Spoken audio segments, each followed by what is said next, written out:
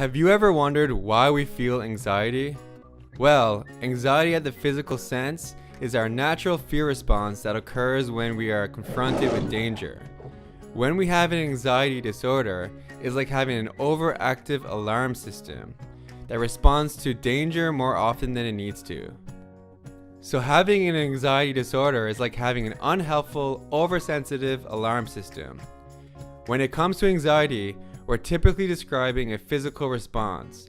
Examples include increased heart rate, faster breathing, increased sweating, and nausea or the feeling of having butterflies in our stomach.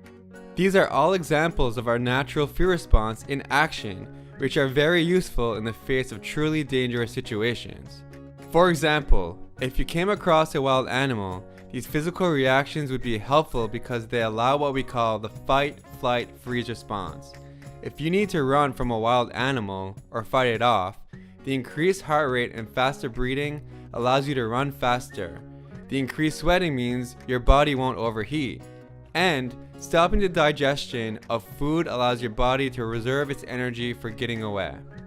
In other words, our fight, flight, freeze response is designed to protect us from danger, and it is very useful in those situations. Now let's take a look at an example where our fight, flight, freeze response may be less useful. For example, if you're anxious at parties, it's driven by the fact that your mind perceives the party as a threat and sends your body into fear mode. At that moment, your body is treating the party the same way it would treat an encounter with a wild animal. Clearly, our oversensitive alarm is no longer helpful. It creates a situation where your fear response is in overdrive, without discriminating between genuine fear and anxiety. This is bad for you in multiple ways. First, it often results in avoiding things that we would otherwise enjoy or that we need to do, like work, and makes us feel crazy for being so reactive.